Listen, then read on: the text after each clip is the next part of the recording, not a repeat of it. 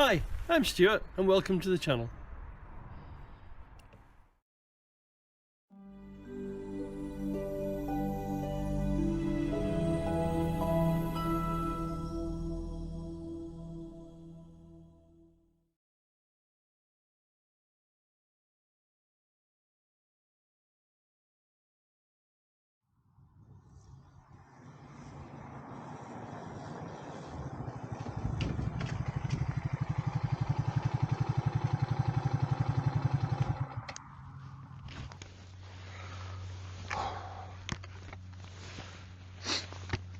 So, it's the middle of March and it seems like spring has finally arrived.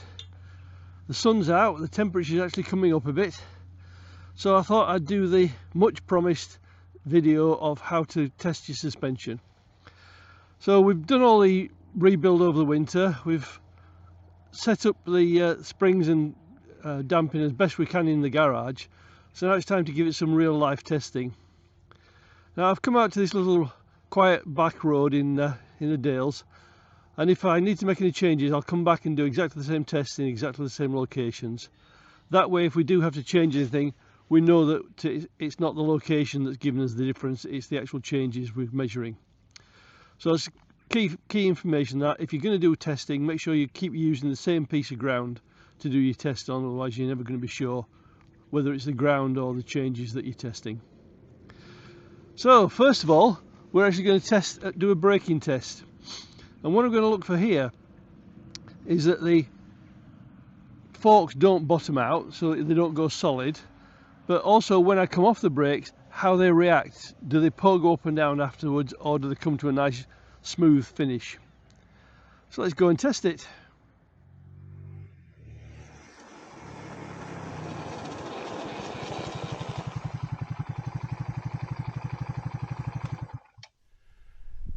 Well, that seemed okay. It compressed and rebounded fairly smoothly. But let's go and see what the fork cam recorded. So we're starting to brake now.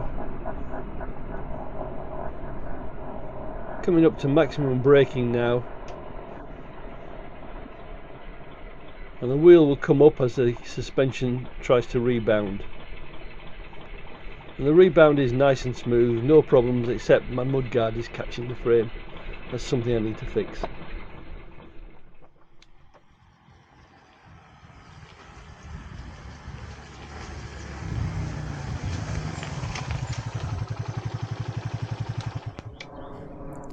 Right, we've changed location now onto a bumpier part of the lane. I want to try the same test now, but I'm going to throw in a bump at the end of it. What I'm looking for here is, once I've compressed the forks with the brakes, is there anything left to take care of the bump? So what we're checking here is the spring rate and see if we've got the loading on the spring correct. Let's go do some damage.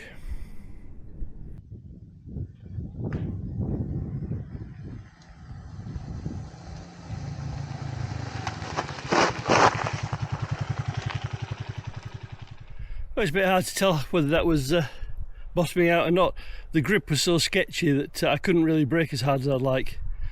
But once again, let's have a look at the close-up and see what the forks were doing.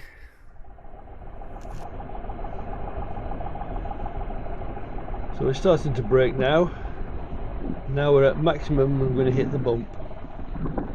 It's hard to tell, but even on the brakes the bike rides up over the bump there.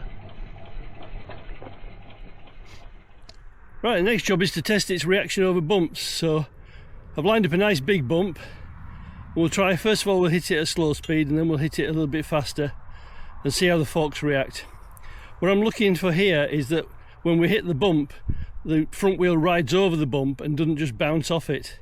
So I'll be feeling to see if there's any harshness in the suspension as I hit it.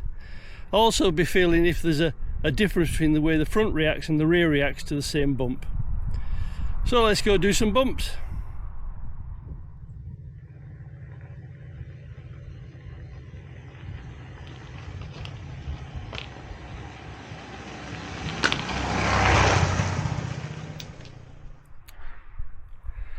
I seem to ride the slow speed bumps pretty well. The only issue I had was my mudguard, which keeps catching on the frame, so I need to look into that. But But the bike itself seemed to ride over the bumps rather than crashing through them, so that's good. But again, let's have a look in detail from the fork cam. So we're going to run at 15 miles an hour for the first test. And here comes the bump. And the suspension compresses and extends as it launches off the crest. The wheel keeps contact with the ground, so that's good. Right, time to test it at high speed now, because when we hit it at some speed, the forks are having to react much faster, and the high speed damping comes into play. So this will be the real test of it, whether it will react properly at speed. So let's go away and crash some bumps.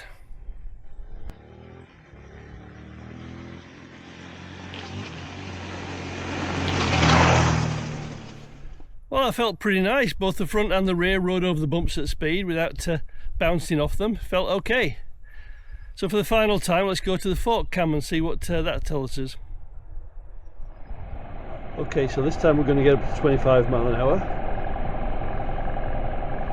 And here comes the bump.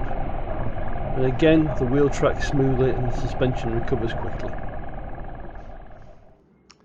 Well, I think that was a fairly successful test. It felt good when I was riding the bike, and looking back at the slow-mo, the suspension seems to be reacting in the way I'd be hoping.